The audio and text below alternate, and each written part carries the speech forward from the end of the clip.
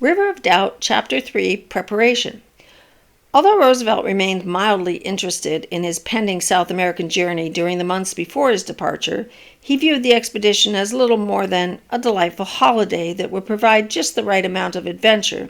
In fact, he was so certain that the trip would be uneventful that he left the planning almost entirely to Father Zahm, whom he affectionately, though condescendingly, referred to as a funny little Catholic priest. In July, Roosevelt left New York for 5 weeks to go cougar hunting in Arizona with his 2 youngest sons, Archie and Quentin. The only instruction he offered Zahm before leaving was to say that, in regard to the expedition's proposed route, he refused to be the 1,000th American to visit Cuzco. Having at last realized his long-standing ambition to return to South America, Father Zahm was now faced with the job of turning his dream into reality. Looking for assistance, he headed to the sporting goods section of Rogers, Peet & Company, the New York City department store, and fell into conversation with the head sporting goods clerk, a man named Anthony Fiala. On the strength of Fiala's evident interest in exploration, Father Zahm wasted no time in inviting him to join the Roosevelt party, quickly delegating the logistical burdens of the trip by placing his new friend in charge of selecting and ordering the expedition's provisions and equipment. As convenient as it may have seemed to Zahm, however, the selection of Fiala as the expedition's quartermaster was less than auspicious for the expedition as a whole. Auspicious means conducive to success, favorable. For while the 44-year-old clerk did indeed have a background in exploration, the details of that experience arguably made him the last person on earth to be entrusted with the planning or provisioning of a scientific expedition. Despite his current job as a department store clerk, nearly every explorer at the turn of the 20th century knew who Anthony Fiala was. Indeed, his story was a cautionary tale of what can happen when an expedition goes terribly wrong and its commander survives to face derision from his peers and exclusion from his profession. Derision means to be made fun of, ridiculed. 10 years earlier, Fiala, tall and thin with a prominent nose and a small angular face, had been in a high-stakes race with an elite group of men for one of history's greatest geographical prizes, the North Pole. Fiala's first trip to the Arctic had been as the photographer for the Baldwin-Ziegler expedition in 1901. When that mission failed to reach the pole, its leader, Evelyn Baldwin, was fired, and Fiala was promoted from photographer to commander of a second expedition in 1903. The renamed Fiala-Ziegler expedition never made it farther north than 82 degrees. Its ship, crushed in the Arctic ice, sank, and Fiala and his men, out of the reach of rescue ships, were stranded in the icy north for 2 excruciating years. On Fiala's orders, the expedition's provisions were bundled together for safekeeping on the ice, which gave way one night as Fiala and his 38 men slept. They awakened in horror to find half of their food supply and all of their coal lost. Only the discovery of supplies from another expedition kept the entire party from perishing. Back in New York, Fiala had had to face his fellow explorers' brutal assessment of his leadership skills. They wasted no time on sympathy. On hearing details about the expedition, the renowned British naturalist and explorer Henry Fielden excoriated it as an ill-conceived, badly managed, undisciplined venture, and its commander as utterly incompetent. Excoriate means a verb which means to criticize severely. Fiala, Fielden wrote, may be a fairly good cook, but not a leader of men. It was clear that no one would be sending Anthony Fiala on another expedition anytime soon. When Father Zahm happened into Rogers Peet a decade later looking for supplies for his trip with Roosevelt, his story of an impending journey into the Amazonian jungle tapped a wellspring of hope in Fiala. "I would give anything in the world to go with you," he told Zahm. Had Roosevelt been concerned about the trip he was about to take, he certainly would have hesitated to hire a man whose sole exploring experience had been in the Arctic, a region that had almost nothing in common with the Amazon, and who, while there, had led his men to a disaster of legendary proportions. But, given Zahm's enthusiasm about Fiala, Roosevelt, almost in passing, agreed to hire him, not merely as an extra hand, but as the man in charge of equipping the entire expedition. Zahm was thrilled. With Fiala now in the picture, the priest could simply delegate and pontificate, both of which he happily did.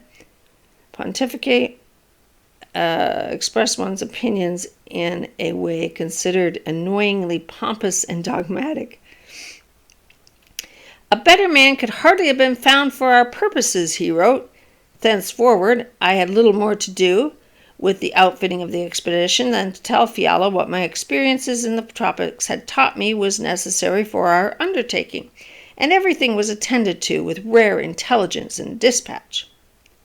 The expedition's tentative plan was to start in Buenos Aires, Argentina, and then travel by boat northward up the length of the continent along well-known navigable rivers to the Amazon, giving Roosevelt a chance to observe a wide range of landscapes and animal life in relative comfort. After reaching the Amazon River, Roosevelt, considering traveling up the Rio Negro, whose black waters famously mix with the cafe au lait-colored Amazon at the junction of the two great rivers in north-central Brazil, then down the broad Orinoco River, crossing Venezuela to the Atlantic Ocean. While such an itinerary would take the expedition into sparsely populated areas and promised a fascinating tour of the continent's wilderness and wildlife, it would not be particularly taxing or dangerous, and was limited to well-charted rivers that could be expected to offer adventure without risk. One of the earliest disagreements of the fledgling expedition was a dispute over the selection of boats to carry Roosevelt and his men along the river of South America. Despite the central role of river travel in the planned route, the specific requirements of that travel were largely a matter of mystery to those charged with outfitting the expedition. Apart from Father Zahm, whose time in South America had been primarily limited to sightseeing, none of the men involved in planning the trip had ever been to South America or had any knowledge whatsoever of its rivers.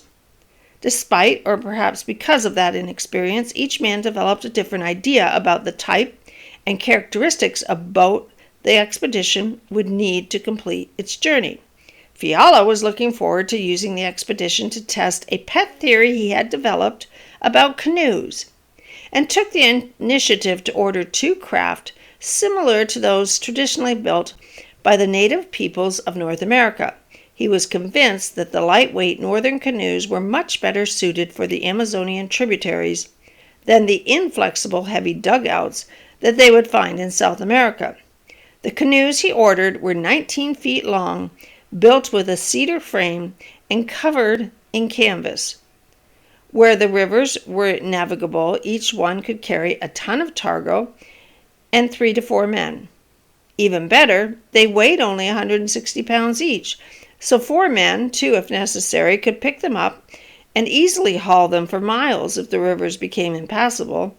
Frank Harpert, Roosevelt's British-born private secretary, concerned about Roosevelt's safety but otherwise lacking a clear professional basis for his opinion, favored instead a variety of stamped steel boats manufactured by the W.H. Mullins Company of Salem, Ohio. Father Zahm, meanwhile, had sent a check to the Rift Climbing Boat Company in Athens, Pennsylvania, in payment for a matching pair of 800-pound steel-hulled motorboats. Characteristically, Zahm also managed to prevail upon the company to make some improvements to the boats at the company's own expense for the glory of it. He also ordered 2 custom pennants to announce the expedition with appropriate pomp and ceremony, one with an R for Roosevelt and the other with a Z for Zahm. While the chaos and costs surrounding the expedition's boats grew, Fiala set about providing for the rest of their needs, procuring the food and provisions the men would require as he understood them. The quantity and variety were impressive, but the question of what items to include was something else entirely.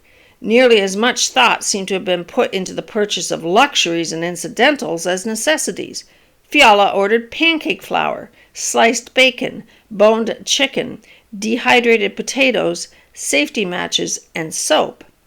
But he also stocked up on smoking pipes, 3 dozen, 2 kinds of tobacco, malted milk, and 24 rolls of Challenge toilet paper. Great name for a toilet paper.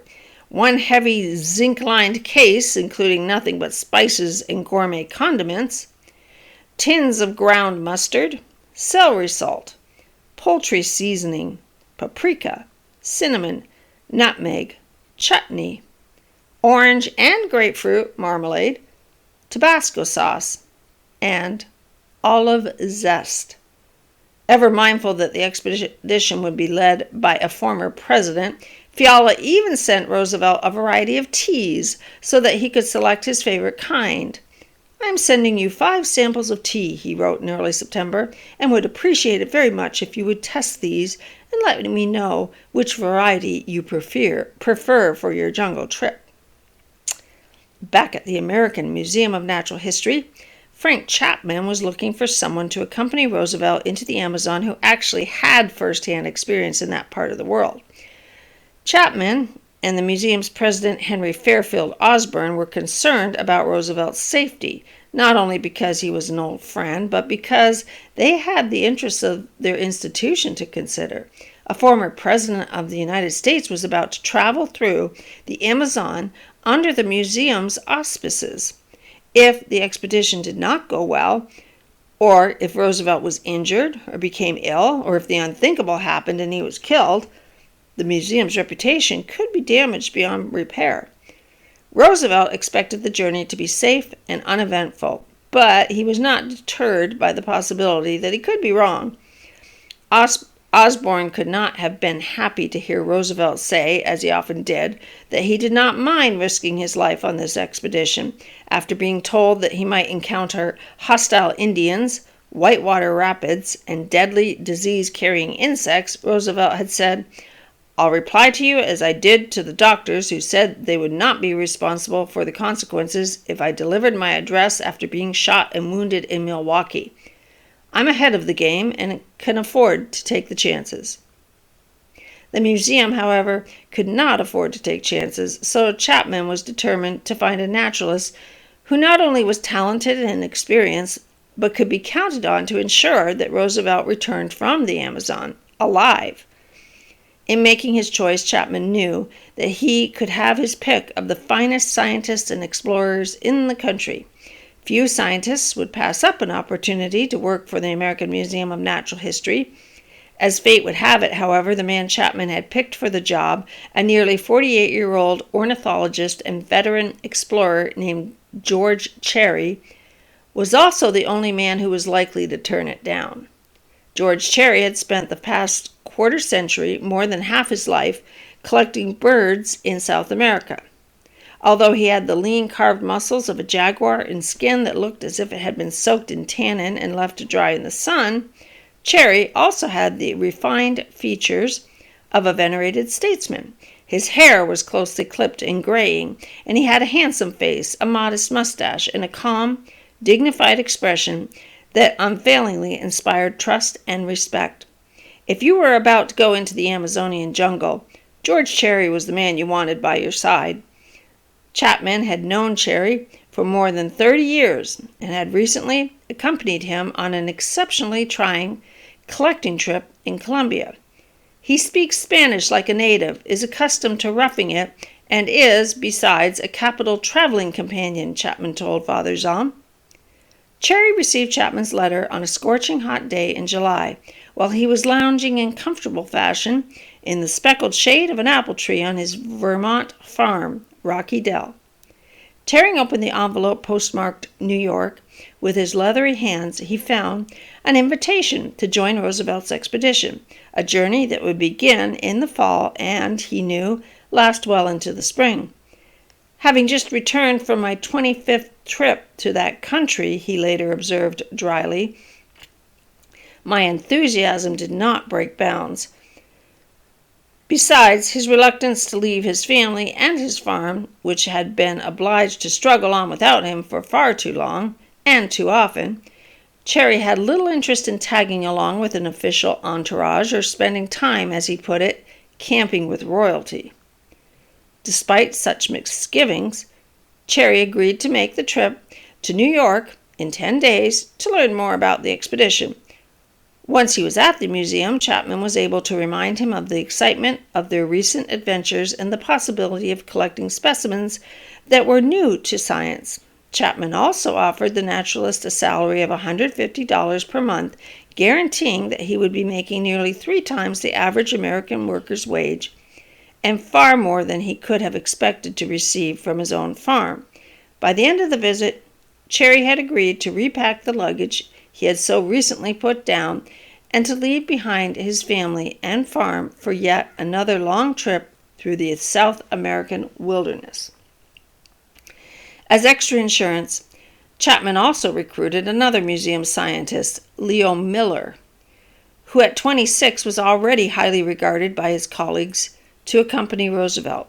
Miller, who was already in South America collecting both birds and mammals for the museum, would be the designated mammologist on the Roosevelt expedition, leaving the birds to Cherry. This division of labor, Chapman reported to Osborn, would have the effect of practically doubling the efficiency of the collecting force.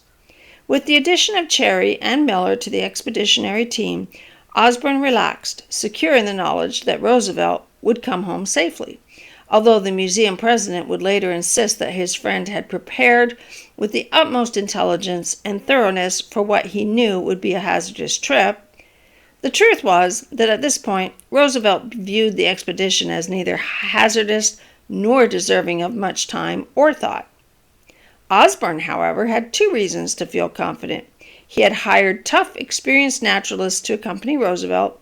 Even more important, the expedition's intended route, although strenuous, was relatively well known and not particularly dangerous.